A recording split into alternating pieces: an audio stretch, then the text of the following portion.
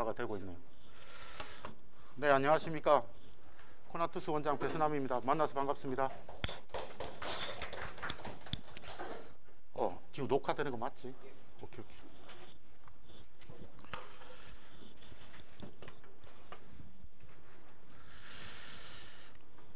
원래 저희 학원이 설명회를 하면 저희들이 안에 시설을 약간 개보수를 했거든요. 대강실이 조금 줄어든 거예요.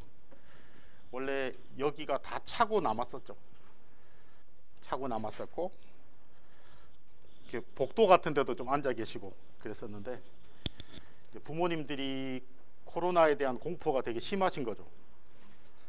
네, 그게 이제 현실적으로 느껴지는 것 같아요.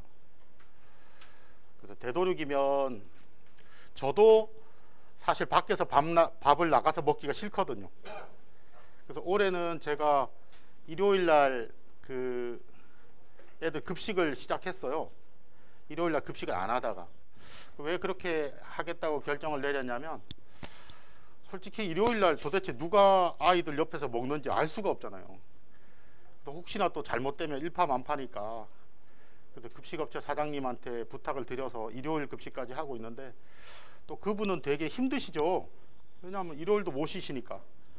근데 아무튼 코로나가 좀 끝나기 전까지 기본적으로 아이들의 이제 건강이 잘 담보돼야 되니까 그런 것 같고요. 들어올 때 다 소독하셨죠? 열도 다 재셨고. 아무튼 그 수능이 될 때 다가올 때까지 마무리될 때까지 아이들이 이제 코로나에 걸리거나 하는 일이 없도록 최대한 조심하고요. 그렇게 학원을 열심히 운영하도록 하겠습니다. 그 아침에 이제 아이들이 7시 40분에 학원을 오면 열 체크하고 있고 여러 가지 다 우리가 준비를 하고 나서 어떤 일들이 있냐면 아침에 휴대폰 다 껐고요. 그리고 나서 수업이 끝나고 나서 이제 부모님들한테 제가 보여드리고 싶은 거죠. 실제 이제 어떤 일이 이루어지고 있나. 오늘 제가 그냥 찍은 건데요.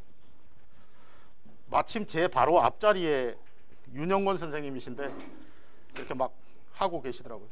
혹시 이게 뭔지 아십니까? 플래너예요. 플래너 사진을 받아보고 계신 분이 맞나요? 네네. 아마 좀 보시면 좀 편하실 거예요. 아이가 어떻게 공부하고 있는지가 보이니까. 혹시 안 받아보고 계신 분은 학원에 연락을 주시면 계속 보내드리겠습니다. 그리고 이제 하나하나 다 쓰고 계시죠? 코멘트를 다 달아주십니다. 이거는 이제 김혁재 선생님이 오늘 국어 당직하고 계신 모습이고요. 근데 이제 당직 시간 이외에도 애들이 뭐 점심 시간, 저녁 시간, 쉬는 시간 막 오죠.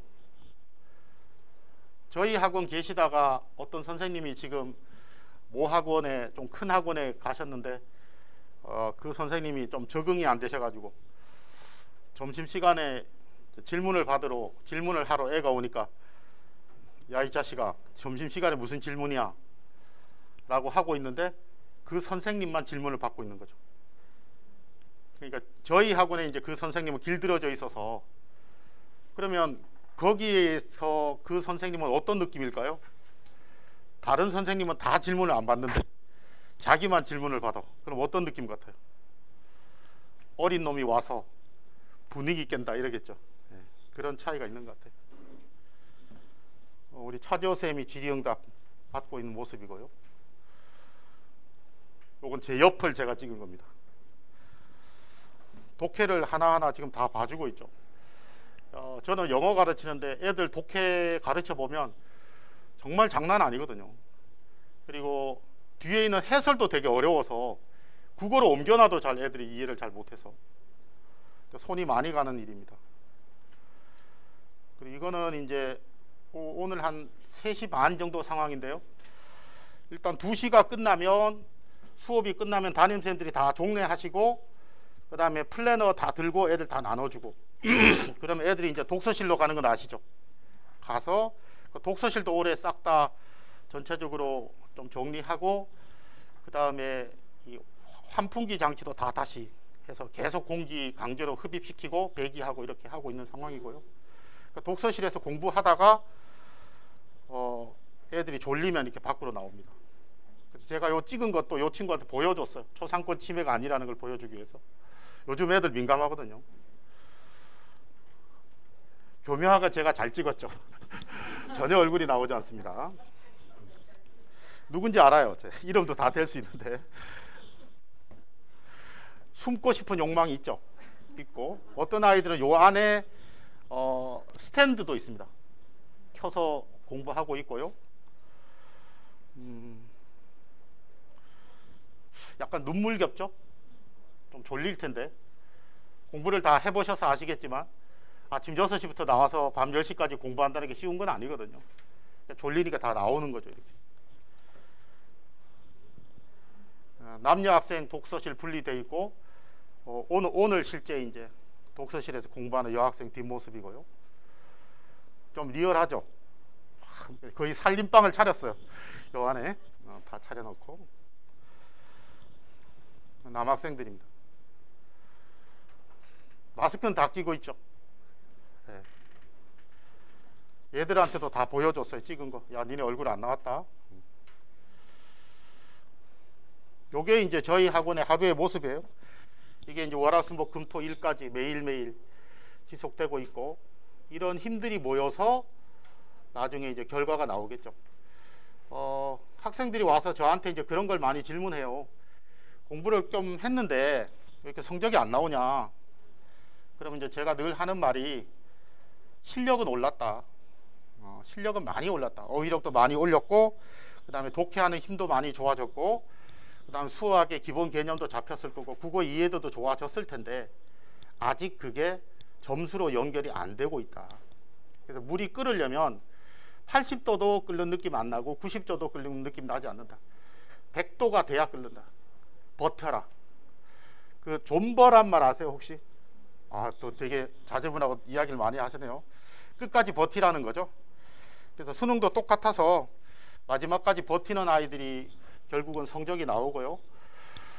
6월 평가원과 9월 평가원에 나오는 성적이 수능에서 반복될 확률은 30%입니다. 6월 평가원 때 내가 3등급이었는데 수능에 3등급 나오는 애들이 30%입니다. 다시 말하면 1등급 되는 애들도 있고 5등급 되는 애들도 있죠. 상대적 게임이기 때문에. 뒤로 갈수록 얼마나 자기 힘을 갖고 밀어주는가가 관건 같고 어머님들이나 아버님은 점수에 너무 애를 몰아붙이지 마시고 공부를 하는 모습을 제가 보여드리는 거잖아요. 플래너도 그걸 보여드리는 거고 격려해 주시고요. 칭찬 많이 해주시고 그래야 끝까지 잘 달립니다. 그거 좀 부탁드리고 싶고요. 일단 요 모습, 요 학원 분위기를 마지막까지 잘 유지해서 작년에 저희 입시 결과가 되게 좋았거든요. 아마 홈페이지 들어가 보시면 깜짝 놀라실 겁니다. 4등급 넘는 애들은 다 숭실대 이상 다 보냈고요. 3등급 넘어가는 애들은 중대 이상 다 보냈습니다. 올해도 그거 만들려고 되게 노력 중인데 조금 어려움이 있어요. 조금 어려움이 있습니다. 아무튼 우리가 열심히 노력은 할 거니까요. 학원 잘 믿어주시고 오늘 6월 평가원 시험 보고 난 결과 어떻게 공부를 해야 되는지 6평에서 어떤 변화가 있었는지를 저희 강남 종로 김세영 입시실장님이 먼저 설명해 주시고 그 다음에 국영수 선생님들이 나오셔서 나머지 기간 동안 공부 어떻게 하겠다 그렇게 해서 정리하고요. 그 다음에 이제 담임쌤들 만나서 개인적으로 좀 상담하고 싶은 분들이 많으실 거예요. 그래서 담임쌤 다 출근해 계시니까 전체적으로 상담하시고 그렇게 마무리하는 걸로 하겠습니다. 자, 김세영 입시실장님을 큰 박수로 맞이해 주십시오. 네, 감사합니다.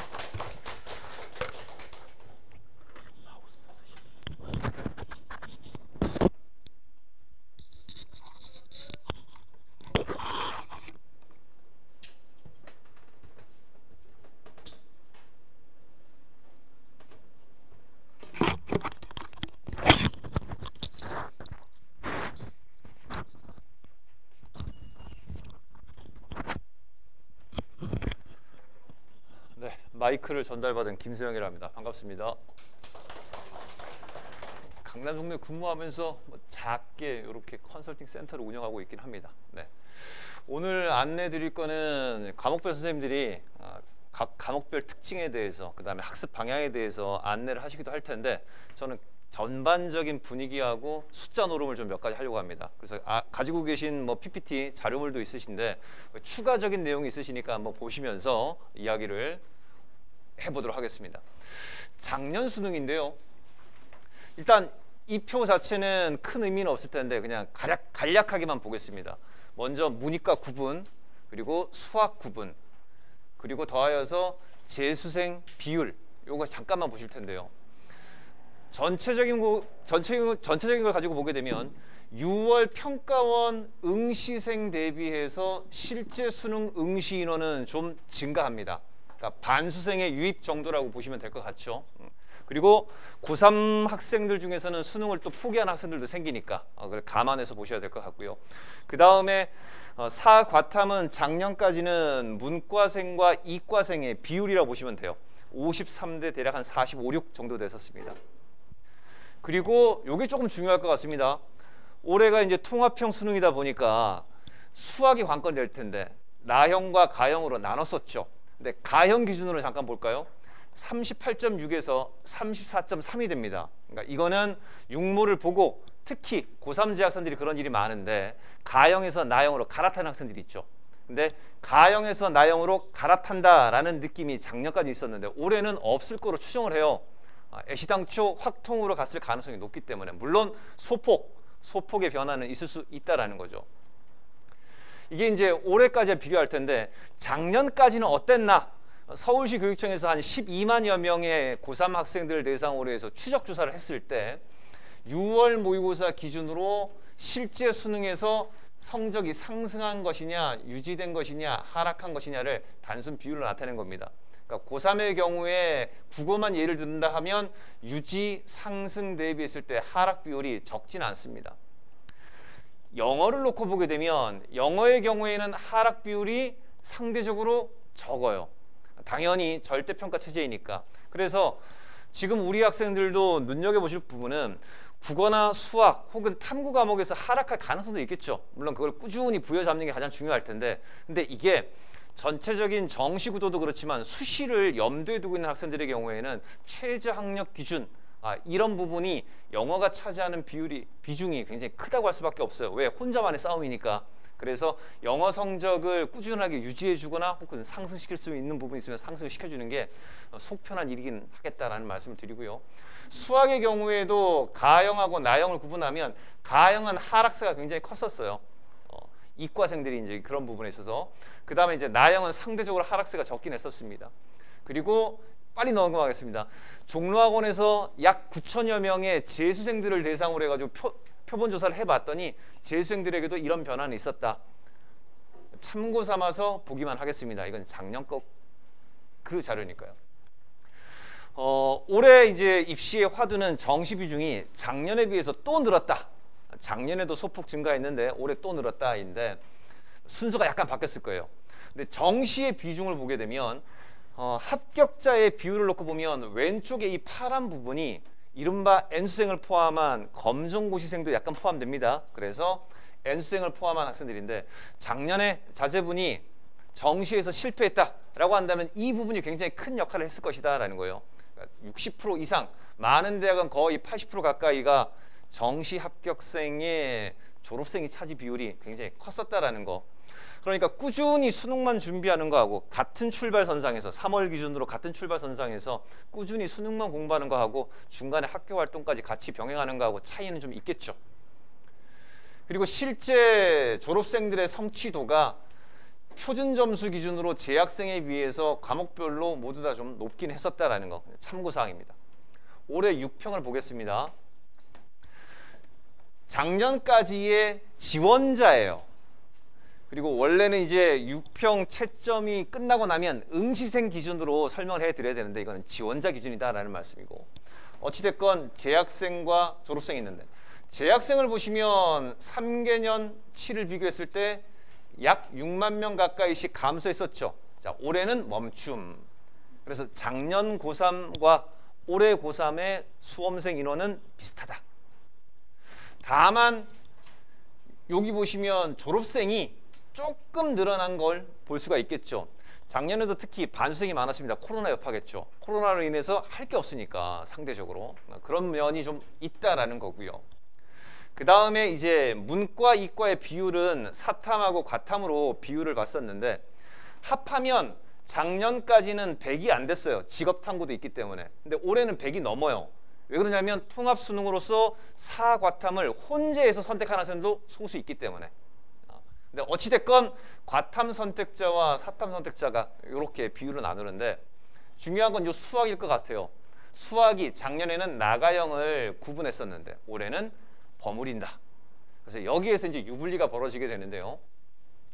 3월 모의고사와 4월 모의고사는 고3만 실시를 했었죠. 자, 그걸 가지고 실제 각 교육청에서 발표한 자료를 놓고 보니까 선택 과목의 비율이 나왔어요. 국어는 언매에 비해서 화작, 그냥 상대적으로 공부하기 편한 과목이 압도적으로 많았습니다. 그 다음에 수학의 경우에는 확통입니다. 그리고 미적기하인데 국어는 문이과의 구분이 없다고 보시면 돼요. 다만 상위권과 하위권의 구분이 있어요.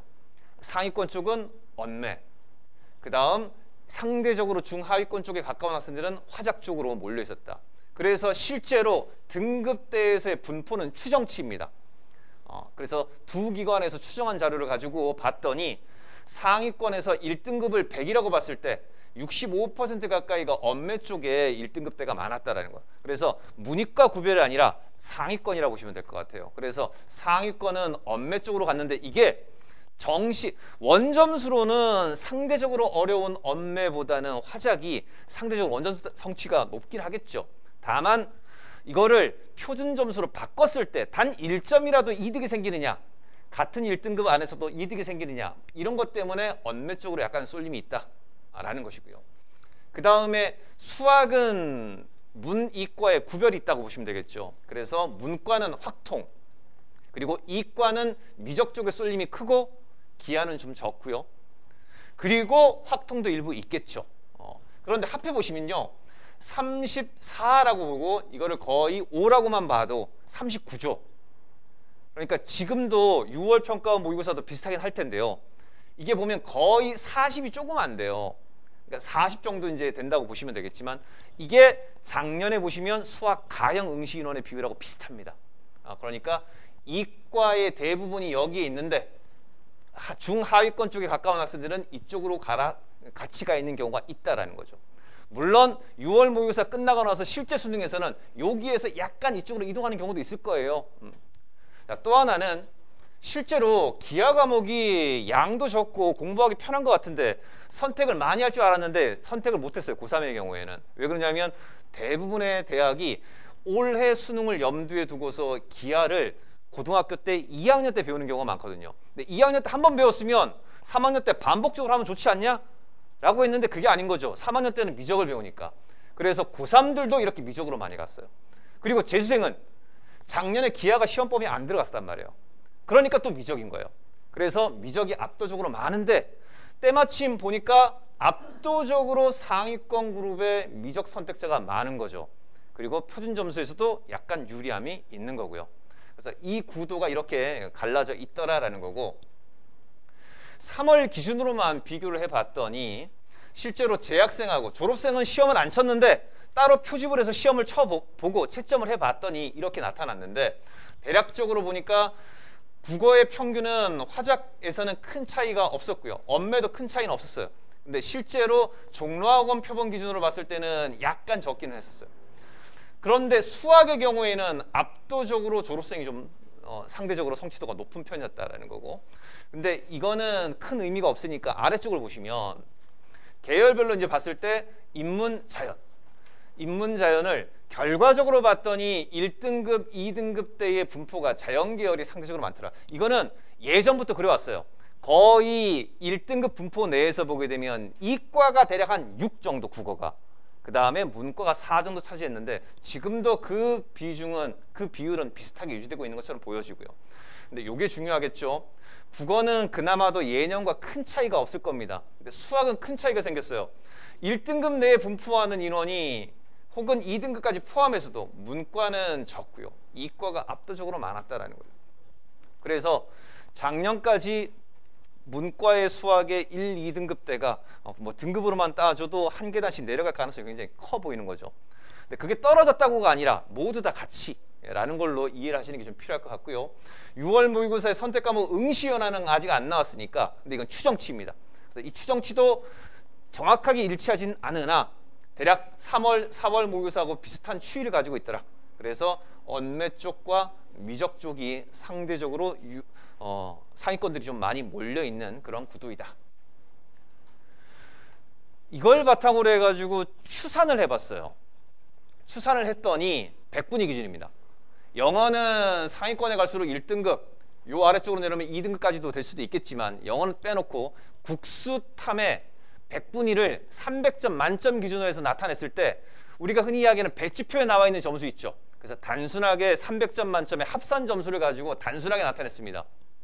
그래서 맨 위에 있는 것은 최상위 학과의 100분위 배치점, 아래쪽은 최하위 학과의 100분위 배치점이라고 보면 될 텐데 이게 작년 배치점에 비해서 전체적으로 문과는 아래로 내려와 있어요. 요거는 이과하고 비교를 해드릴게요. 그리고 실제로 6평 성적이 나오면 지금도 이제 가채점 기반으로 여러 가지 사교육기관의 사이트에 점수만 입력하면 대략적인 라인을 잡을 수가 있어요. 그래서 6월 평가원 성적표가 나오면 다시금 종로로 가든 이투스로 가든 메가로 가든 대성으로 가든 거기에 사이트에다가 로그인을 해서 점수를 입력하면 대략적인 라인, 정시 가능 라인을 잡을 수 있으니까 잡고 9월 가채점 때도 똑같은 걸 해보시고 정시에 어느 정도 예상 성적이 나올지를 반드시 확인해 보셔야 됩니다. 얘는 그냥 선만 그어놓은 거에 지나지 않는다라는 말씀드리고 이과를 한번 볼게요. 이과의 경우에는 약간 상승했어요. 이과 입시 구도에서 좋은 점이 뭐가 있었냐면 인원이 늘어난 게 약대가 1,700명이 들어왔다라는 거거든요. 그래서 이런 부분이 조금 후해지지 않을까 싶었는데 실제 이제 점수 결과로 보니까 작년 100분위에 비교했을 때 약간 올라가겠더라고요. 그래서 이거를 비교를 해드릴 때 이렇게 비교를 한번 해봤습니다. 요 붉은색 표를 한번 보시자고요. 정시에 안타깝게도 문과 과목을 선택했다. 즉 국어는 상관없이 수학에서 확통을 선택했고 탐구에서 사탐을 응시했다. 라고 하면 수시에서 이과로 지원하기는 어렵고요. 당연히 최저 때문에라도 안 되고 정시에서도 아주 소수의 대학, 그것도 중위권 이하의 대학은 교차가 가능하나 대부분의 중상위권 대학은 교차가 불가능해요. 근데 이과는 원래부터 그랬습니다. 통합수능에서는 더더욱 이과에서 문과로 교차 지원이 가능해요. 그래서 같은 라인에 비교를 한번 해봤어요. 같은 배치점 280점대의 두 학과. 작년 기준으로는 건대를 시스템 생명공학과를 쓸 때 작년 기준으로 100분위 점수가 대략 한 270 후반 정도로 봤었는데 성균관대는 285예요. 그래서 건대를 합격할 성적이 성대 문과로 교차 지원한다는 것은 꿈도 못 꿨었단 말이죠. 근데 올해는 라인이 동일하다로 보여지는 겁니다. 정확하진 않지만 추정치가 그렇다. 수원대의 중상위 학과의 계열의 데이터과 이게 작년에는 매우 낮은 점수였어요. 근데 이게 약간 올라온다. 왜 그러냐면 상대적으로 성적대가 좋아지기 때문에.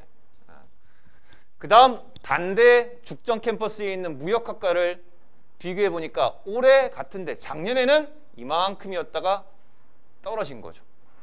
그래서 상위권 서연고 수준까지 올라가면 큰 영향을 안 받겠으나 밑으로 내려오면 중상위층의 성적대가 배치점이 굉장히 크게 무너질 거로 예상이 되고 이과의 경우에도 마찬가지로 중상위는 약간 올라갈 거로 보여진다라는 거고 근데 이과의 상위권은 약대가 생기는 바람에 비슷하거나 약간 내려갈 가능성이 있어요.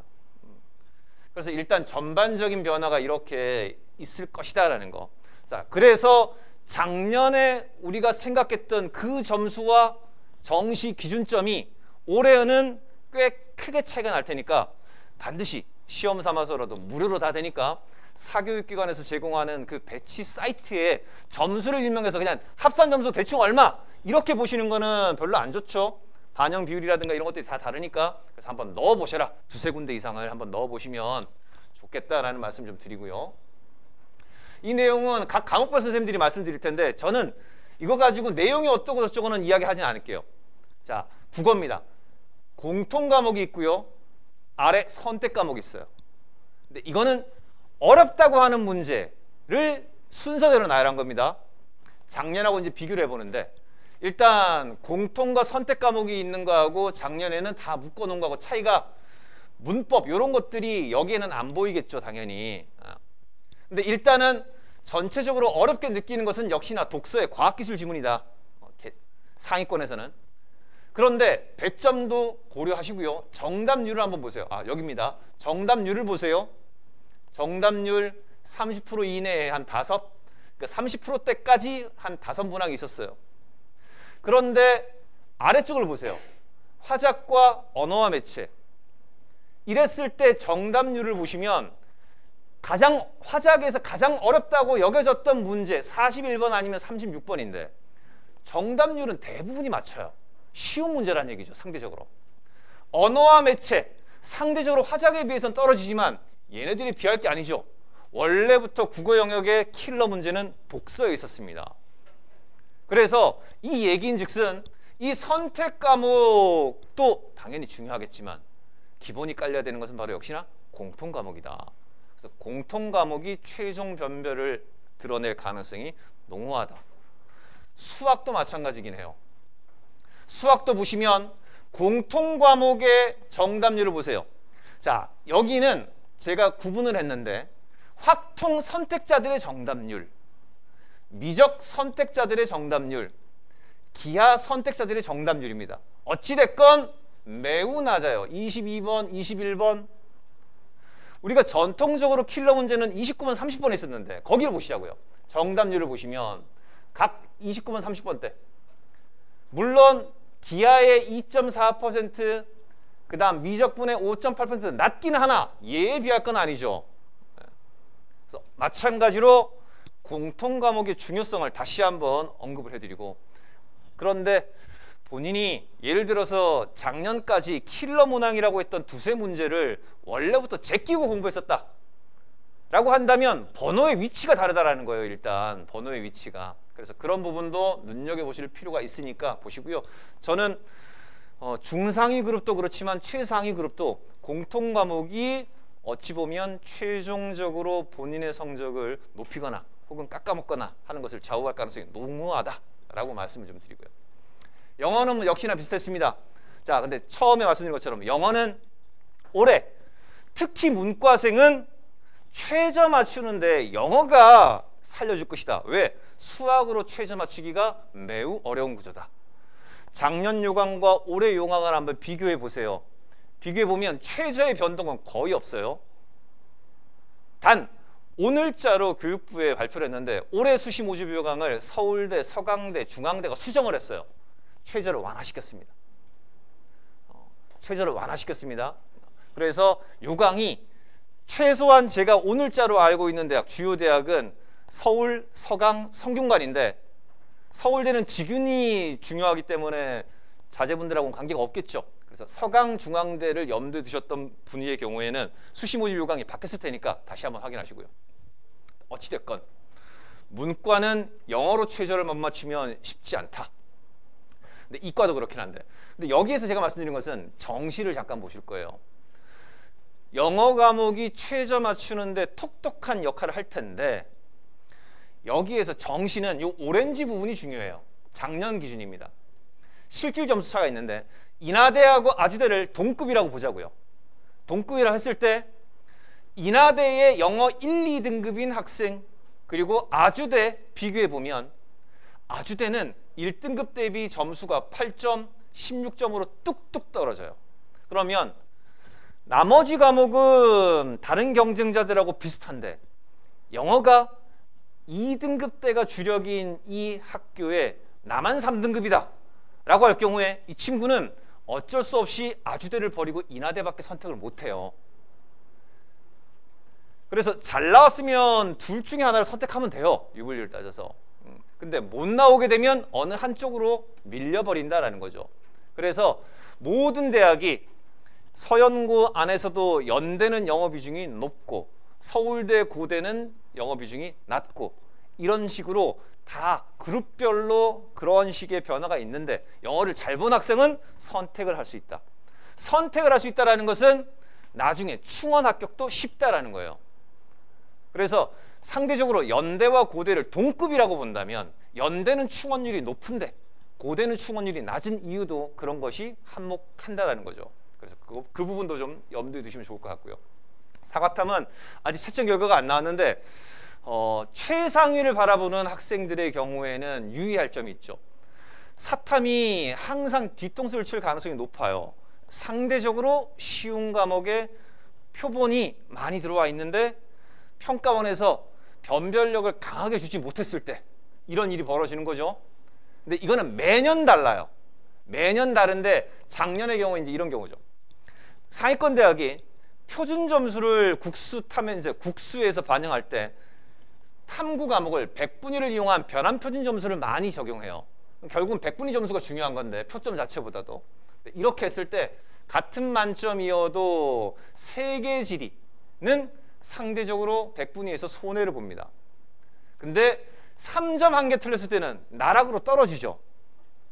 근데 이게 매년 똑같은 과목이 반복되지는 않아요. 지금 사과탐 과목을 바꿀 가능성은 낮을 텐데 학습 양도 있고 그런 부분이 있으니까. 근데 그런 부분에서 유의할 점은 이 부분은 어쩔 수 없어요. 지금 선택한 과목을 밀고 가는 수밖에 없는데 다만 최상위권에 가까워지려고 하는 학생들은 어찌됐건 만점 쪽에 가까워져야 되겠죠. 하나 틀렸을 때 더 큰 손해를 보게 되니까. 과탐도 그런 일이 벌어지는데 사탐에 비하면 덜합니다. 여전히 생명원과 지구과학원이 유리해요. 생원지원이 유리하긴 유리합니다. 구조적으로. 그러니까 위험한 과목은 물원 아니면 물투예요. 그 중에서도 선택자 비율이 더 적은 물투일 가능성이 있습니다. 다만 이것도 반복되는 해는 한 번도 없었다라는 거예요. 반복되는 해는 혹시라도 선택 과목을 바꿔야 된다라고 생각하는 학생의 경우에는 3개년치의 이런 자료를 참고해서 보시면 좋을 것 같다. 다만 과학의 경우에는 특히 한 3등급 정도면 족하다 하는 학생들은 이런 거 고려할 필요가 없어요. 3등급을 맞을 수 있는 그런 과목을 밀고 가면 되겠다라는 거고요. 대입 전형 일정에 원서 접수일이 있습니다. 요거 수능 원서 접수일. 이때까지 선택 과목을 화작이든 엄매든 사탐이든 과탐이든 확정을 지어야 된다라는 거고요. 고3의 경우에는 이런 고민이 있었는데 지금 우리의 경우에는 이런 고민이 적으니까 계속 밀고 가야 된다라는 거고. 전체 구도를 보자고요. 이제 지금쯤이면 앞서 봤던 자료를 바탕으로 해서 정시의 구도를 한번 보셔야 돼요. 6월 성적표가 나오면 이성적으로 어느 정도 라인이 되지를 가늠을 하셔야 되고요. 그런 다음에 전형 요소를 고려해서 어느 전형을 노려야 될까? 전체 대학으로 보게 되면 정시가 적긴 합니다만 교과가 많고요. 주요 대학 15개 대학으로 놓으면 정시와 학종이 반반이라 보시면 돼요. 근데 눈여겨볼 점이 있어요. 교과 비중이 늘어났다라는 겁니다. 수도권에 있는 대학들이 이른바 지역균형 선발 전형 등등등 추천 전형을 다 만들어놨어요. 전부 다 교과 전형이라고 보시면 돼요. 이게 비중이 늘어났다. 다만 논술은 주요 대학 기준으로는 약간 감소했어요. 그러나 전체는 달라지지 않았다. 주요 대학 기준으로 감소한 부분을 고대, 세종, 가천대, 수원대가 메꿔줍니다. 올해. 그래서 수시를 염두에 둘 때 지금은 이제 구도를 보셔야 될 텐데 구도를 볼 때 상위권 나름대로 수능 성적 기준으로도 상위권은 경찰사관학교 예외 적용 받는다라는 거 6번에 그 다음에 카, 지, 디지, 유니스트, 기술원 예외 적용 받는 거 그 다음에 올해 하나 켄텍이라고 합니다. 한전에너지공대가 새로 생겨났고 모집 요강을 발표했어요. 수시 전형으로. 얘네들이랑 비슷하다고 보시면 돼요. 그래서 얘네들은 예외 적용을 받으니까 이과 나름대로 학생부 기준 상위권 그룹 추가적으로 원서를 더 쓸 수 있다라는 거 감안하시고 그다음에 경찰사관학교는 포함되지 않는다라는 거. 자, 지원서는 일단 수시 지원의 하한선을 정시 예측 지점하고 맞춰가지고 보시는 게 필요하겠죠, 당연히. 그리고 수능 전에 무언가 결정을 해야 되는 경우와 수능 후에 또다시 결정할 수 있는 선택권이 있는 경우 논술고사일이라든가 면접고사일 이런 걸 통해 가지고 확인해 보시는 게 필요할 거고, 작년하고 크게 달라지지 않았다. 이 표 안에서는 캔택만 추가된다라고 보시면 될 것 같고요. 요걸 한번 보시자고요.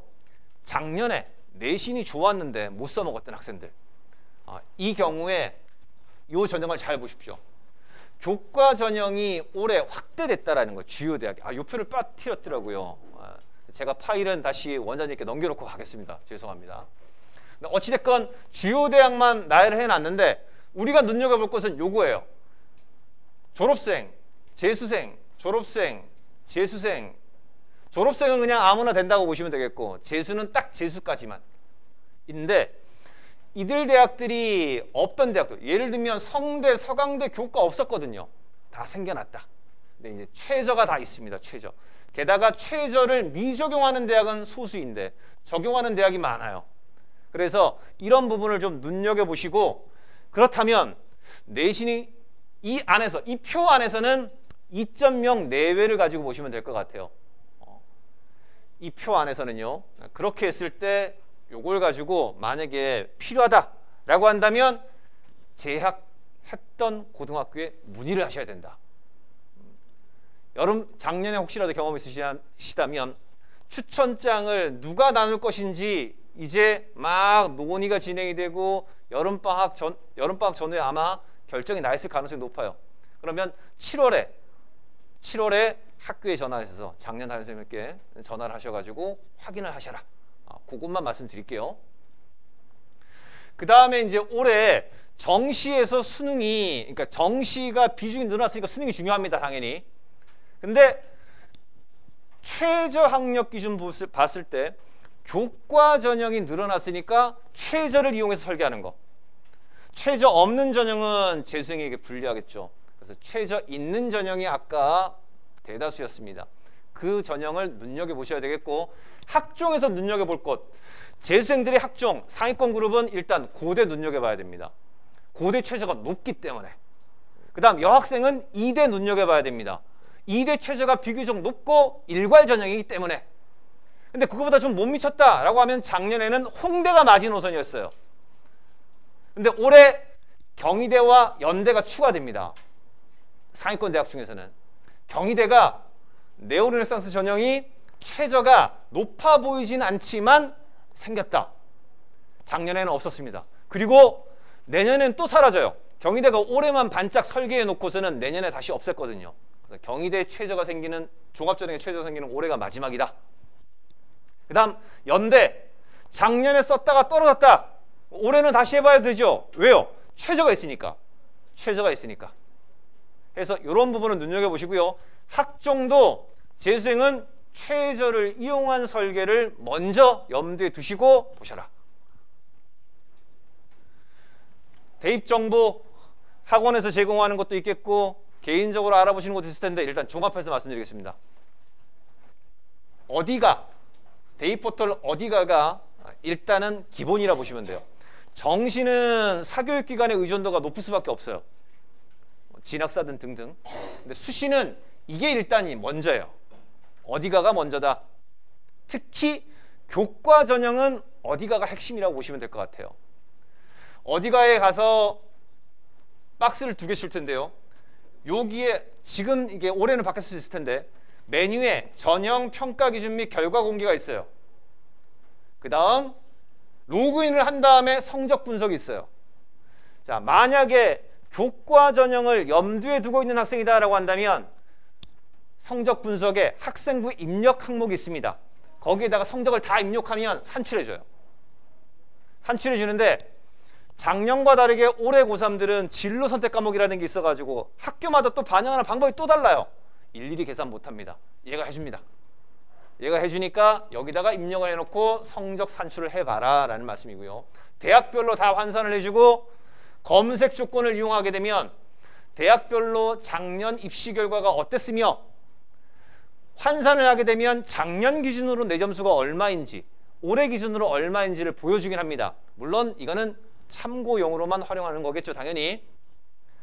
그리고 아까 봤던 전형평가 기준 및 결과 공개 안내를 하게 되면 종합, 교과, 수능을 기준으로 해서 아래쪽에 보시면 전년도 전형 결과 이런 항목을 클릭하시면 여러 가지 항목도 다 살펴보시되 보시면 성적의 추이를 공통입니다. 모든 대학이 50% 컷과 70% 컷을 대교협에다가 제공하게 되어 있거든요. 확인이 가능하다.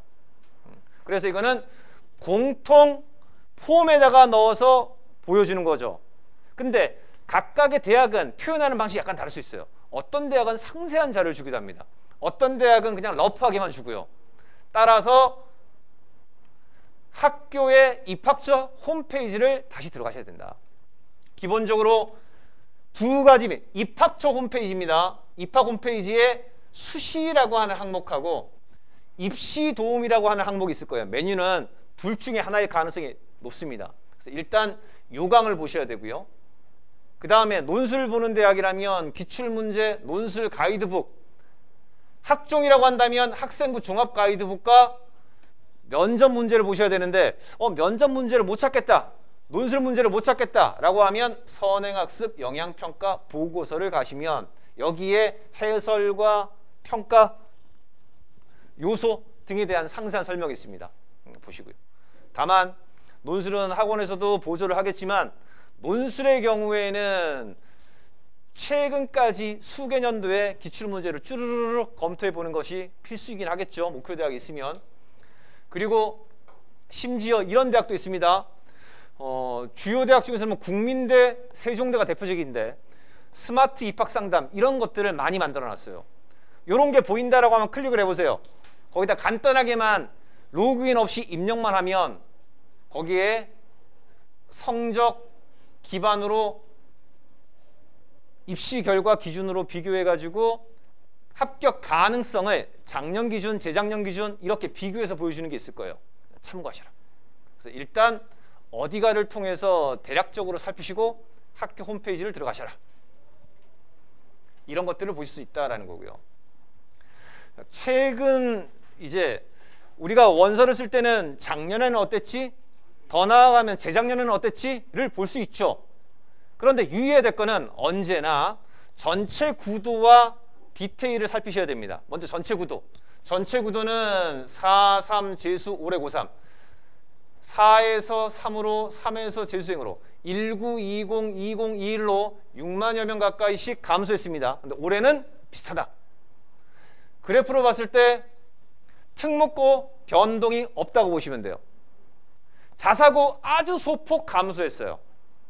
일반고는 큰 폭으로 감소했어요. 근데 이게 왜 그러냐? 내신의 변화가 있다는 거예요. 작년 전교 5등과 3년 전 전교 5등의 내신 평균이 다를 수 있다는 거예요. 그거를 통계적으로 접근하면 각 등급대, 평균 등급대의 변화가 이렇게 소폭 감소합니다. 근데 이 통계에 따라서 학생들이 지원하는 건 아니잖아요. 모집 단위가 같은 것도 아니고. 그래서 가장 최근의 결과 한양대에서 보시다시피 아까 보신 거하고 다르게 한양대 입학처 홈페이지 들어갔더니 이게 떠 있는 거예요. 그러니까 어디가에서 러프하게 보시고 대학별로 들어가 보셔라. 보시면 3년치의 변화가 있는데 합격자들의 평균인데요. 딱 들어맞지 않지만 전체 경향을 보게 되면 내신 등급이 내려갔죠. 내려갔습니다. 그래서 쭉 보시면 그냥 눈만 보시면 되겠죠. 눈으로만 보시면 쭉 내려갔다. 근데 보실 때 이제 디테일을 보셔야 되는데 팁을 한 가지만 보면요. 예를 들어서 수학과가 컴퓨터 IT 계열이 득세하기 바로 직전 한 7년 전까지는 의대 빼고는 최상위 학과였어요. 상위권 대학에. 그렇게 해서 보니까 급락을 했어요. 너무 떨어졌죠. 1.2 정도에서 2.0이 돼버렸으니까 엄청나게 내려갔죠. 근데 이거는 경쟁률도 분명히 따져보셔야 되는데 위에 이과라고 한다. 예를 드는 겁니다. 구도를 보셔야 돼요. 구도에서 뭐가 달라졌을까? 데이터 사이언스 학과, 컴퓨터 소프트웨어. 컴퓨터 소프트웨어가 최근에 급상승하고 있고 거기에 이와 관련된 유사학과들이 많아졌어요. 그리고 올해는 AI 학과가 또 많아요. 그러다 보니까 분산되겠죠. 그런 효과인데 경쟁률이 낮아요. 그럴 경우에 이런 일이 많이 벌어지기도 하고 다른 데 학교에 중복 합격을 하는 경우가 많습니다. 상위권이. 그럴 경우에 빠져나가는 게 있으니까 이런 일이 벌어지기도 한다. 인하대의 사례를 재작년 사례인데요. 한번 보세요. 최저가 있습니다. 근데 학교 발표 자료를 참고해서 봤더니 사학과가 6명 모집에 경쟁률 6.3대 1. 근데 결과를 봤더니 실질 경쟁률이 1이라는 것은 대략 한 37, 8명이 지원을 했는데 6명만 최저를 맞췄죠. 그렇게 됐고 등록은 50%밖에 안 해서 실제로 3명만 합격자 처리가 됐어요. 근데 어찌됐건 이걸 봤더니 다른 데에 비해서 사학과가 아주 비선호학과도 아닌데도 불구하고 내신 평균, 합격자 평균이 뚝 떨어지는 걸 봤다 이거예요. 그러면 단순하게만 보면 이게 길인가 보구나 하고서 3점 중반대 애들이 혹은 초반대 애들이 3점 초반임에도 불구하고 나는 안정적일 거야 하고 몰려들 수 있겠죠. 그랬더니 다음에 경쟁률이 19.6대 1로 대폭 상승하는 일이 벌어져요. 그럼 아까 한대 수학과 2.0이니까 지원해야지. 이거 올해 큰일 날 지원이 되겠죠. 그렇게 해서 꼴찌가 3.16이 됐으니까 작년 평균보다도 안 된다라는 거죠. 그러니까 요강을 참고하셔야 되고 요강의 변화를 보셔야 돼요. 근데 내가 지원하는 대학 전형 학과만 볼 게 아니라 주변 학과도 보셔야 되겠고 유사하게 다른 대학의 유사한 지원 그룹을 보셔야 되겠죠. 그래서 나 같은 생각을 하고 있는 학생들이 어느 대학, 어느 학과를 어떻게 지원할까를 잘 보셔야 되고 거기서 나의 강점이 뭐냐, 내신이 강점인지 최저가 강점인지를 보셔야 된다는 겁니다. 그래서 학생부 교과 전형은 일단 대략적으로만 보시면 항상 비교를 하시되 우리 학생들의 경우에는 올해 상대적으로 모집 인원이 늘어났으니까 최저 학력 기준을 잘 설계해 가지고 원서를 써보는 거 바람직하겠다라는 거고요. 학생부 종합전형도 내신의 변화가 있어요. 그래서 시립대의 예를 들겠습니다. 최저 없이 학생부로만 평가할 때. 그러면 아까 어디가 같은 데서 혹은 대학 입학처에서 합격자 결과를 볼 수 있겠죠. 근데 결과를 볼 때는 뭉뚱그립니다. 따라서 평균이 보일 거예요. 평균이 보이면 이 평균이 어떤 의미인지를 잘 보셔야 돼요.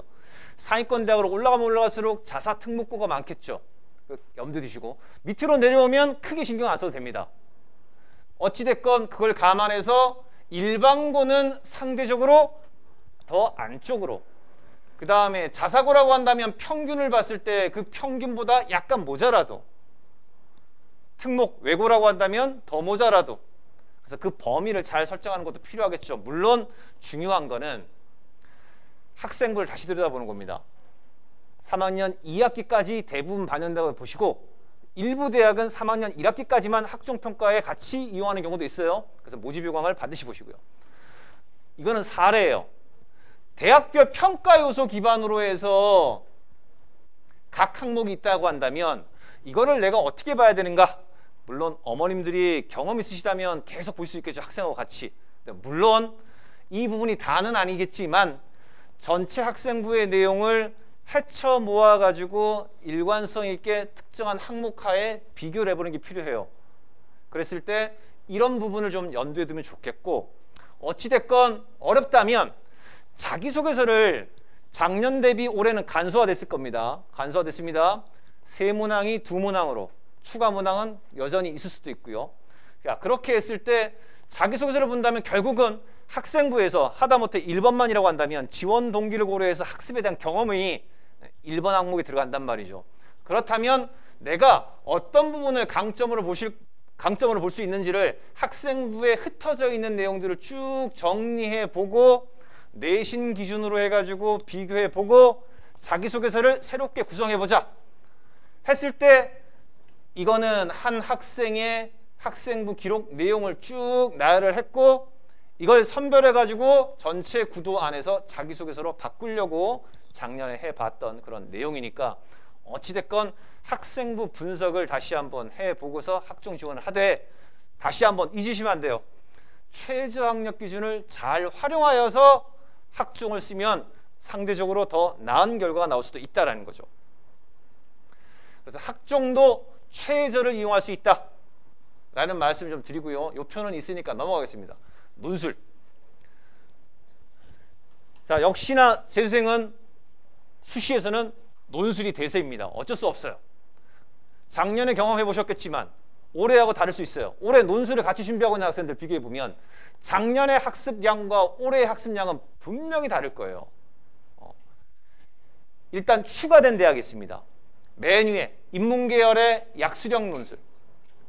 전체 인원은 약간 줄어들었지만 얘네들 대학이 늘어났습니다.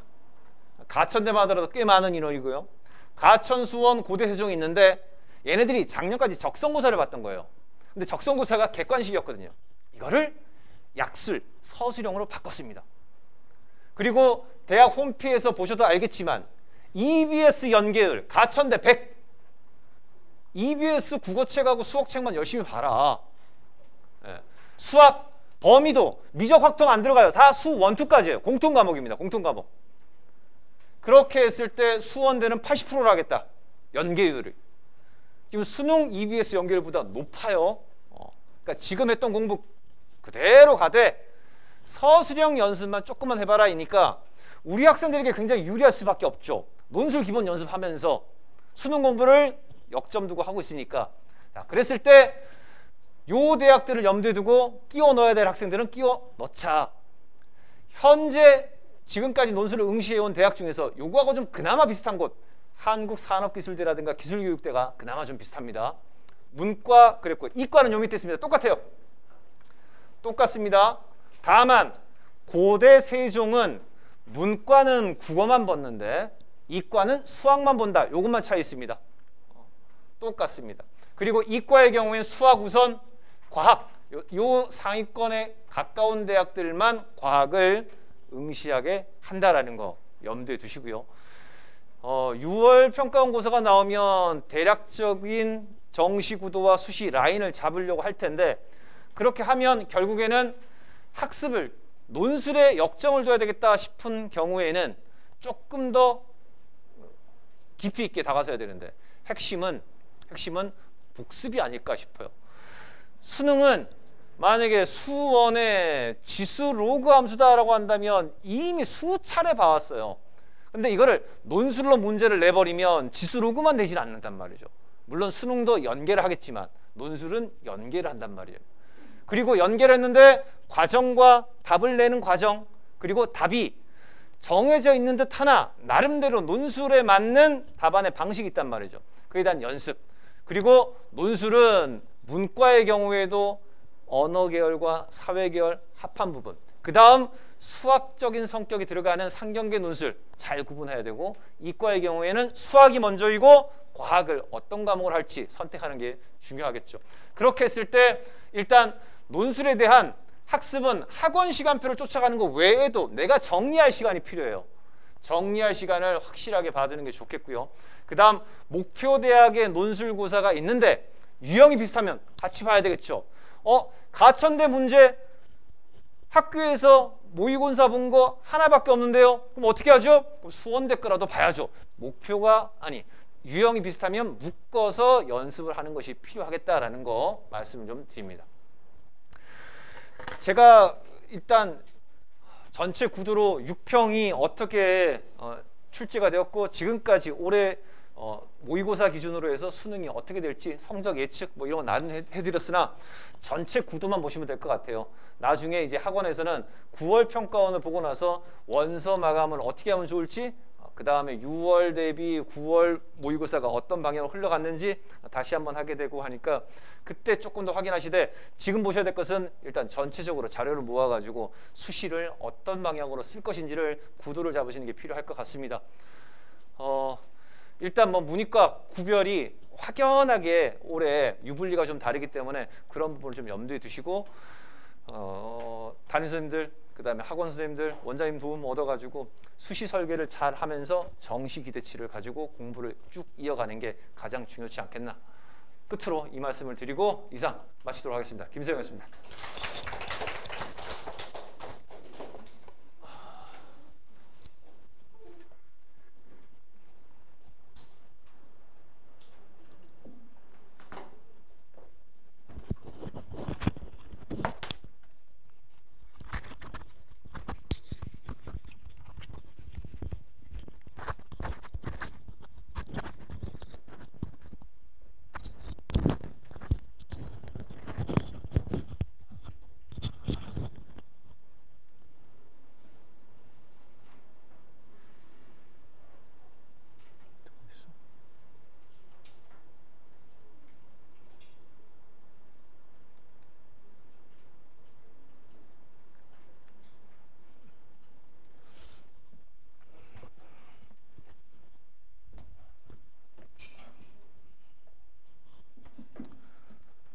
반갑습니다. 6월 모평 국어과 분석 및 향후 대책을 말씀드릴 국어과 서현석입니다. 반갑습니다.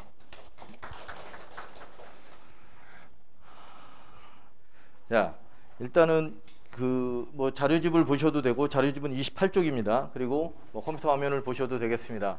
자, 앞부분은 좀 분석적으로 6월 모평에 대한 좀 말씀을 드리겠습니다. 일단은 선택형 수능의 첫 번째 해기 때문에 화작과 엄매 선택과 관련되어서 학생들도 고민을 지금 이제 일부 학생들이 하고 있고, 그다음에 부모님들께서도 관심을 가지실 거라고 생각을 하는데, 일단은 유불리를 정확하게 따지기가 결국은 어렵다라는 것이고, 유불리가 없다라고 보는 게 맞지 않을까 이렇게 말씀드릴 수 있을 것 같습니다. 결국은 자기가 잘하는 것을 선택하면, 결국 잘하는 걸 선택해서 그것을 끝까지 밀고 나갔을 때 결국은 가장 좋은 결과가 나올 것이다, 이렇게 볼 수 있을 것 같습니다.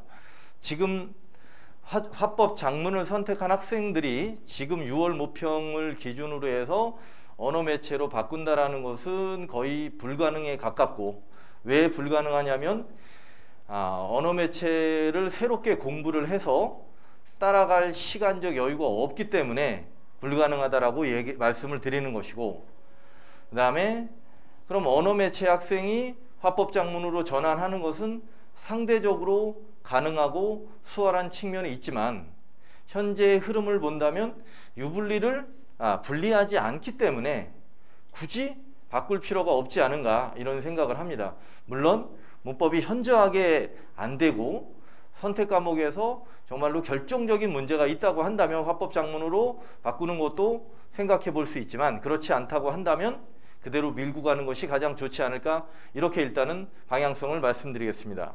즉 29쪽에 도표를 잠깐 보시면 3월달 4월달에 일단은 교육청 모의고사 29쪽의 표를 보시면,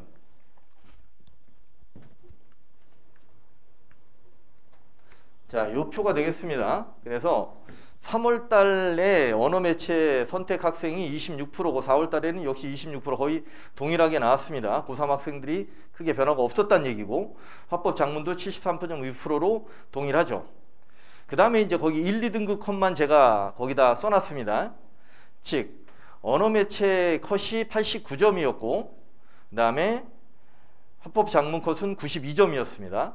즉 언어매체가 상대적으로 조금 더 어렵게 나왔던 면이 있기 때문에 등급 컷이 내려가는 거죠. 즉 힘들게 공부한 만큼 조금 점수를 덜 맞아도 결국은 동일한 표준 점수를 얻을 수 있기 때문에 불리하지 않다라는 겁니다. 4월 달의 경우에는 점수 차이가 되게 많이 벌어졌습니다. 89점이었고 언어 매체는, 화법 작문은 97점 컷이었습니다. 왜 이렇게 많이 벌어졌을까요? 4월달 언어 매체는 되게 어려웠습니다. 그래서 화법 작문은 무난하게 출제가 되었는데 언어 매체가 되게 어렵게 출제되니까 우리 여기서 지금 등급 정도가 8점 정도 가까이가 차이가 나는 거죠. 8점이면 4문제거든요. 그러니까 4문제를 더 틀려도 결국은 동일한 표준 점수를 얻을 수 있다. 즉 이와 같은 형태로 등급 컷이 나오고 있습니다. 밑에 표를 보시면 최근 5년간 등급 컷 맨 마지막에 보시면 2022학년도 6월 EBS 예상 컷이 나와 있습니다. 화법 작문은 89점 컷으로 예상하고 있고 언어 매체는 86점 컷으로 예상하고 있습니다. 역시 3점 정도, 그 밑에는 한 4점 정도까지 차이가 나죠.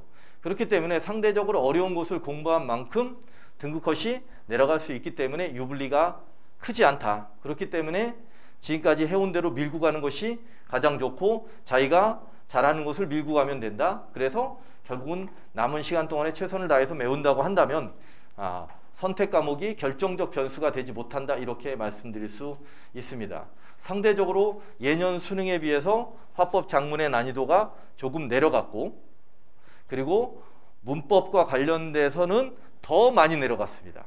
그렇기 때문에 선택 과목의 변별력을 약화시키겠다라는 평가원의 의도가 보이는 것이고, 언어 매체는 상대적으로 더 난이도를 낮춰서 언어 매체 선택에 대한 부담감을 줄이는 형태로 가려고 하지 않는가, 이런 방향성을 예상할 수 있는 것이고, 왜냐하면 이 정도의 차이가 나서 만약에 올해 언어 매체가 어렵게 나오면 내년에는 누가 언어 매체를 하려고 할까요? 고3 학생들이 다 쉽게 화법 작문을 선택하고. 왜냐하면 언어 매체에 그만큼 시간을 투자한다라는 것은 문학 독서에 상대적으로 시간을 덜 투자할 수 있는 측면이 있는 거거든요. 국어 시간을 한정된 시간이라고 놓고 보았을 때.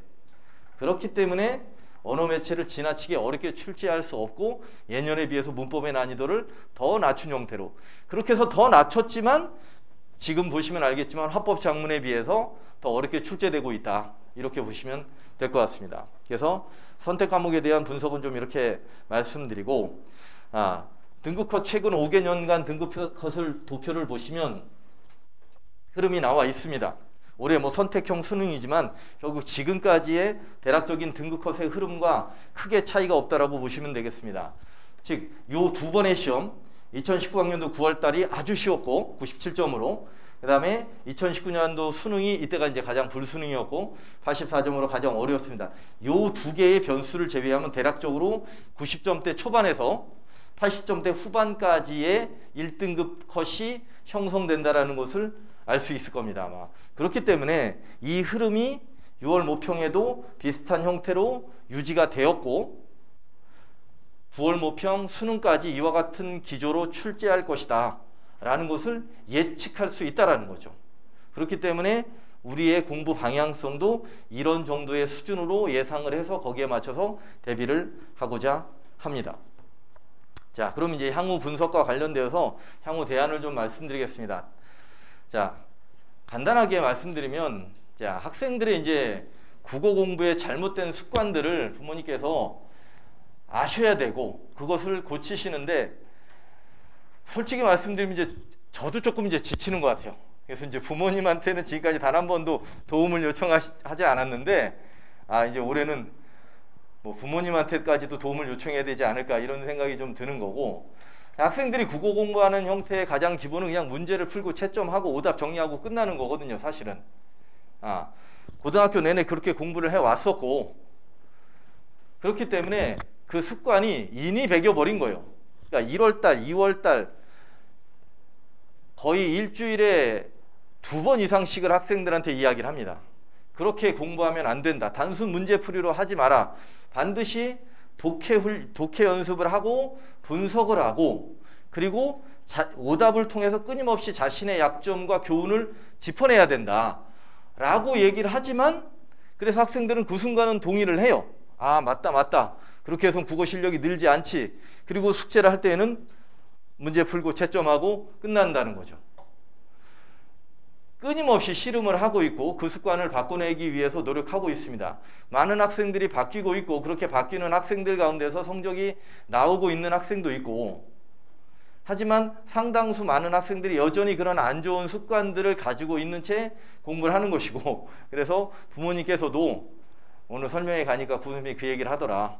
저 알고 있어요 라고 학생들이 얘기를 하겠지만, 다시 한번 부모님께서도 강조를 해주시고, 단순하게 문제를 푸는 것이 절대 국어 공부가 아니다. 절대 실력이 늘지 않는다, 그 방법으로는. 왜 학생들이 국어를 어려워하냐면 결국 그런 식으로 공부를 하고는 성적이 안 나온다고 하소연하고 징징대는 거거든요. 자신의 습관을 바꾸려고 하지 않고, 근본적인 능력을 향상시키려고 하지 않고 그렇게 공부하고 결국은 성적이 나오지 않는다, 국어는 어렵다, 국어는 해도 안 된다, 이런 얘기를 한다라는 거죠. 그렇기 때문에 물론 이게 단기간에 되지 않기 때문에 학생들이 힘든 겁니다. 단 2, 3개월의 과정을 통해서 언어 능력이 향상된다면, 우리가 언어가 왜 어렵고 왜 외국어를 배우기 어렵다 이런 얘기를 합니까? 언어는 습관이고 분명히 감각까지도 가야 되는 문제이기 때문에 실제로 가장 국어 부분에서 성적을 올리기가 오래 걸린다라는 거죠. 두 번째는 오답을 철저하게 정리를 해야 되는 습관이 필요합니다.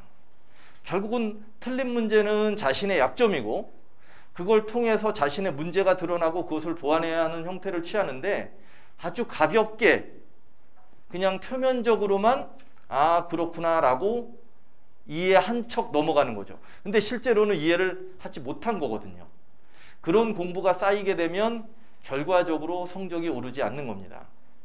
그 과정에서 깊이가 생기고 자신의 약점을 분석하기 위한 계획이 생기고 또 의문점이 생겨서 질문이 나오는 거거든요. 즉 그렇게 해서 질문한 학생들은 저는 이 3번 선택지의 오답의 근거를 저는 이렇게 생각을 했는데 해설제는 이렇게 나옵니다. 그럼 제 생각이 틀린 건가요? 이런 질문이 가능한 거죠. 근데 고민이 없는 학생들, 질문을 무시하는 건 아니지만 이게 왜 3번이 정답이에요? 이런 정도의 질문을 하고 있다는 거거든요. 그렇기 때문에 오답 과정 속에서 교훈이 나오고 그리고 결국은 깊이 있는 질문이 나오고 그러한 과정을 거쳐서 성적은 만들어지는 것이다 라고 생각을 합니다. 앞에서 말씀드렸던 것처럼 몇 달간의 실천으로 나오지 않습니다. 맨 앞에 원장님이 뭐 물은 100도씨에 끓는다. 8, 90도에선 기미도 없다. 저는 뭐 솔직히 기미는 있다라고 생각을 합니다. 이제 기미 오르고 이제 곧 끓을 것이 예상되거든요. 지금 현재 이제 제가 이번 주에 모평 끝나고 학생들한테 물어봤어요. 너의 온도는 몇 도냐? 저는 영하 2도인데요. 이렇게 어떤 학생이 뭐 우스갯소리로 얘기를 했는데 즉 아직까지 많은 학생들이 6, 70도 정도에 머무르고 있다라고 생각을 합니다. 6월 달에 100도씨가 되는 것이 저는 좋다고만 생각하진 않아요. 그럼 100도씨 이후에는 뭔가요? 그렇기 때문에 결국은 시간이 들여서 공과 노력을 들여서 100도씨를 만들 때 결국은 수능 때도 그 온도를 저는 유지할 수 있다라고 생각을 하는 겁니다. 섣부르게 물이 끓으면 금방 식을 수도 있다라고 생각을 하는 거고요.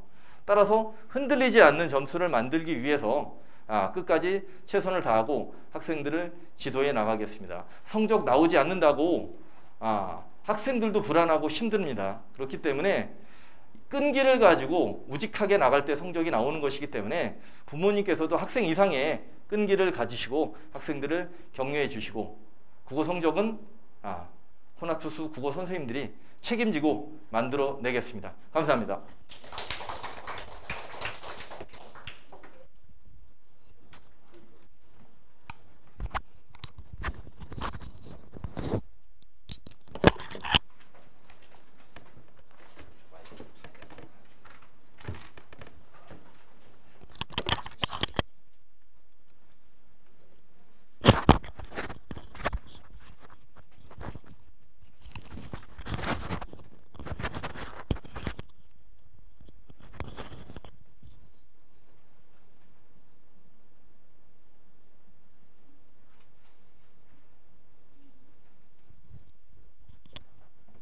수학입니다. 페이지로는 33페이지고요.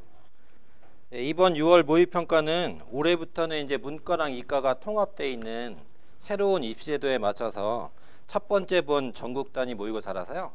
학생들도 많이 좀 예전에 작년에 보던 시험이랑은 많이 달라서 결과를 일단 보시면요. 올해 시험은 수학이 공통 과목이랑 선택 과목으로 나눠져 있습니다. 공통 과목은 수원수투가 출제되고 선택 과목은 이제 확률 통계, 미적분, 기하 벡터 이렇게 세 개 중에 하나를 고르게 되는데 원래 문이과 구분 없이 세 개 중에 하나를 고르게 되는데 대부분 이제 문과 학생은 확률과 통계를 선택하게 되고 자연스럽게 이과 학생은 미적분이랑 기하 벡터를 선택하게 되는 거죠. 일단 뭐 출제 경향을 좀 보면 올해 선택 과목이 추가되는 관계로 선택 과목을 이제 뭘 선택하냐로 점수가 많이 차이가 나면 안 되니까 선택 과목에서는 변별력을 최대한 좀 낮추기 위해서 선택 과목은 예년보다는 좀 쉽게 출제되고 반대로 이제 공통 부분이 굉장히 많이 어렵게 나왔죠. 일단 다음 페이지를 좀 넘겨보시면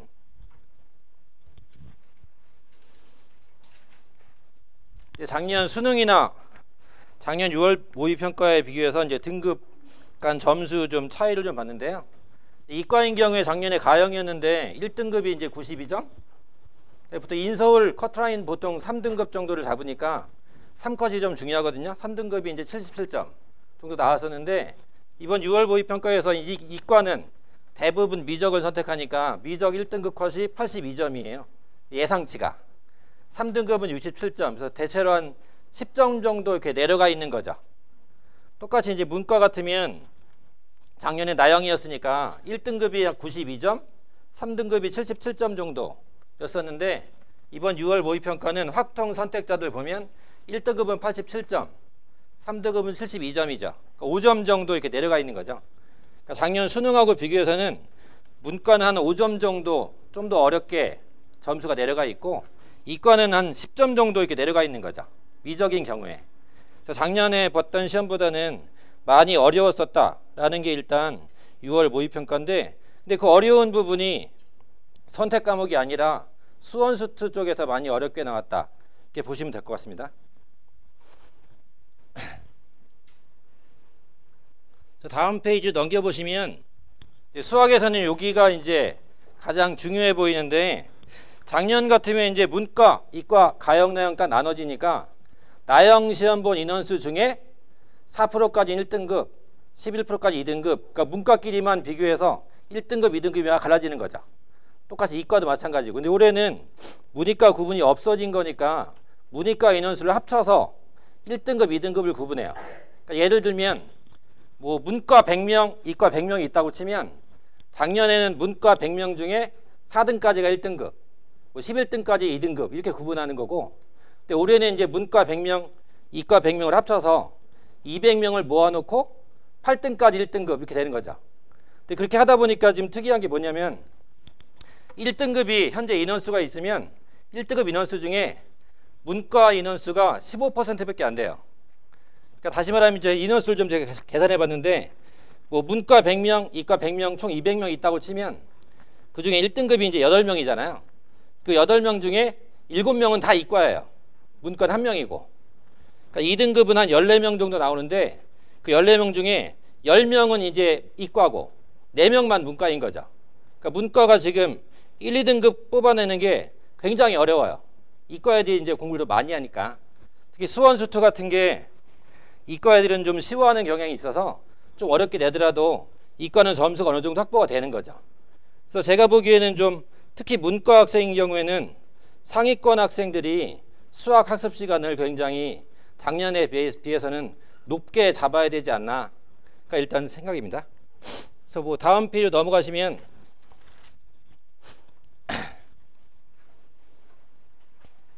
일단 뭐 학원에서 재수 1년을 보통 잡으면 총 3개 학기로 구분하는데, 보통 2월달 개강해서부터 6월달까지가 이제 1학기, 7월부터 9월까지가 2학기, 그 나머지 기간 3학기로 나눠서요. 1학기는 보통 저희가 개념학습 기간이라고 보통 부르고, 뭐 수능 전 과목을 아예 처음부터 모든 과목을 다 개념 정리를 다시 한다 라고 생각하시면 되는 게 이제 1학기고, 현재 1학기가 이제 종료 중인 거죠. 그래서 1학기는 개념 위주 학습이기 때문에 실제 학생들이 공부한 게 점수에 직접적인 연관성은 많이 없어요. 그러니까 2학기 때 실전 유형 학습 기간이 되어 있는데, 2학기 때 주로 이제 실전 문제를 많이 다루면서 2학기 때 성적을 좀 올리기 위해서 1학기 때 베이스를 잡는다라고 생각하시면 돼요. 2학기가 7월, 8월, 9월 3달인데 그 3달 동안에 기출문제 유형이나 실제 뭐 실전 연습 같은 걸 많이 해서 주로 성적 향상은 2학기에 주로 많이 형성이 되니까, 제가 생각하기에는 총 3개 학기 중에 좀 기간이 좀 짧아 보여도 2학기가 가장 중요한 시기입니다. 그래서 학생들 점수가 9월, 10월 때쯤 되면 이제 자기 점수가 형성이 되니까 7, 8, 9에 점수 만든다 생각하시면 돼요. 3학기는 이제 10월, 11월인데 그때는 뭐 킬러 문제를 대비하거나 아니면 뭐 따로 그동안 시험 본 것 중에 단점 유형 같은 걸 좀 보완하거나 실전 감각을 좀 익히거나 뭐 이런 데 보통 시간을 보통 투자하니까 2학기 때 보통 학생들이 가장 좀 상대적으로 열심히 해야 되는 기간이 아닌가라고 생각됩니다.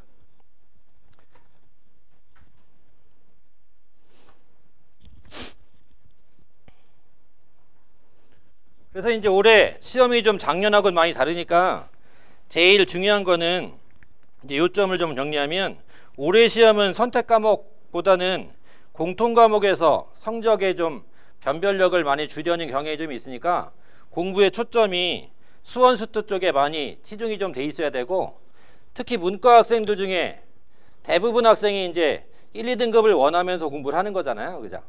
그래서 문과 학생들은 작년이나 이때 공부한 것보다는 올해 수학 학습 시간을 좀 더 많이 잡아야 되는 거 아닌가. 상위권일수록 더 많이 해야 될 것 같아요. 이과랑 똑같이 경쟁을 해야 되니까. 똑같이 또 이과 학생들도 선택 과목보다는 공통 과목이 훨씬 문제가 어려운 게 많이 나와서 공부의 비중이, 작년까지 보통 이과 그러면 수학 공부 시간의 한 70%를 미적분에 많이 꽂거든요. 근데 올해는 좀 그걸 좀 바꿔서 수원수투 공부에 한 5-60%를 좀 투자하고 선택 과목은 반대로 좀 작년에 비해서는 좀 쉬운 편이니까 그쪽 공부 시간보다는 수원수투 쪽으로 집중을 해서 공부를 좀 해야 될 것 같습니다. 그 다음에 이제 두 번째로 이건 학생들한테 많이 강조하는 부분인데 작년하고는 문제가 이제 선택 과목 때문에 문제 배치가 좀 많이 달라져서 어려운 문제의 번호가 작년하고 좀 달라서 중간중간에 어려운 번호가 나오는 거죠. 그러니까 객관식의 마지막에 14, 15번, 그다음 단답형 마지막에 21, 22번, 맨 마지막 29, 30번. 그러니까 세 군데가 어려운 문제가 출제되는 부분이라서 문제풀이 순서를 좀 나름대로 쉬운 걸 먼저 풀고 어려운 걸 뒤쪽에 풀고 이런 식으로 좀 배치를 좀 해서 문제 푸는 훈련 같은 걸 좀 해놓는 게 뭐 시험 좀 그 쉬운 문제를 나중에 시간 모자라서 못 푼다든지 하는 그런 게 좀 없어지니까 시험 보는 스킬 면에서 이런 걸 학생들한테 많이 강조하고 있는 중입니다. 그래서 우리 이제 저희가 이제 입시 제도도 많이 바뀌고 시험 제도도 많이 바뀌어서 그거에 맞춰서 뭐 학생들한테 주로 이제 올해 어떤 게 중요한지를 계속 강조하면서 작년하고는 공부 방법이 좀 다르니까 그런 걸 학생한테 많이 주지를 좀 시켜서 올해 수능에서 좀 좋은 성적 나오게 최대한 열심히 노력하겠습니다.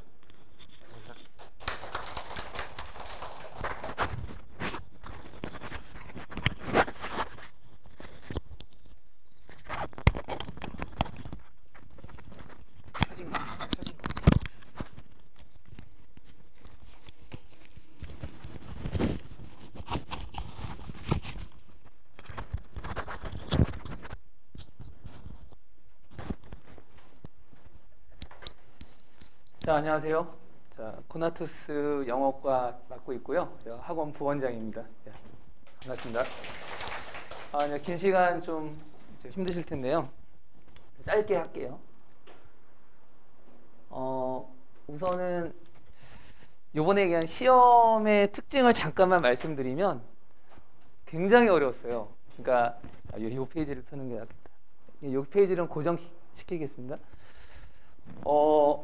시험이 일단은 너무 어려워서 이게 보면은 2018년이 절대평가 시작됐던 해인데 그때 1등급이 90점 이상이 10%였는데 이제 2019년에 불수능이었어요. 5.3%가 나는데 5.3%면은 상대평가 때도 이렇게 나온 적이 없을 정도로 굉장히 어려운 시험이었거든요. 그러다가 이제 너무 절대평가인데 절대평가의 취지에 안 맞는다는 엄청난 비난 때문에 조금씩 쉬워지다가 작년 수능에서 12%가 나오면서 상당히 쉬워졌었어요. 그래서 이대로 이제 약간 쉬운 출제로 굳어지나 싶었는데 이제 올해 이게 교육청이에요. 3.7%. 물론 이제 고3들 중심으로 봐서 그렇긴 하지만 엄청 어려웠죠. 4월 교육청도 6%, 요번에 추정도 6.6%면 거의 2019년에 거의 버금가는 굉장히 큰 어려움이거든요. 그래서 이번 시험의 특징이 굉장히 충격적인 면이 많았어요. 뭐냐면 일단 주제가 너무 어려워요. 일단 스토리가 너무 어려운 이야기들이고 지문이 길이도 길고요. 구문도 어렵고 심지어는 선택지에 매력적인 오답들이 많이 있는 문제가 있었어요. 그러니까 학생들 입장에서는 너무 황당했죠. 그래서 점수가 좀 잘 안 나오는 그런 시험이었고요.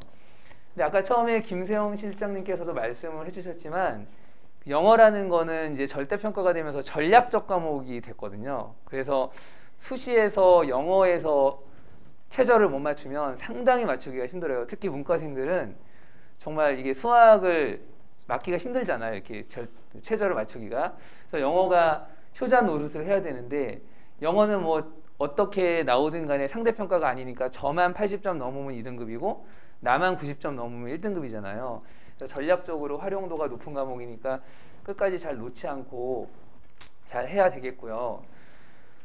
제가 이제 저희 학원은 영어를 원장님하고 제가 가르칩니다. 저희 뭐 2명 다 사실은 뭐 예전에 있는 학원들에서 뭐 내노라는 그런 선생님이었는데요. 그러니까 수강생들도 되게 많았고, 근데 저희 학생들한테 이제 영어를 가르치면서 이제 사실 영어는 거의 70이 단어 암기여야 하거든요.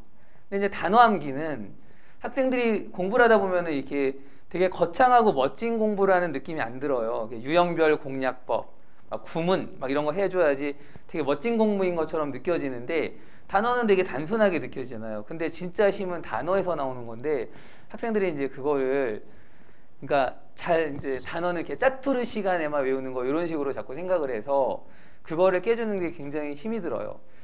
제가 되게 아이러니하게도 제가 이제 저희 학원이 학생들 이름을 되게 거의 다 외우는데 이제 코로나 때문에 이제 마스크를 쓰면서 이제 좀 외우기가 많이 힘들어지긴 했어요. 갑자기 벗으면 다른 사람이 나오니까.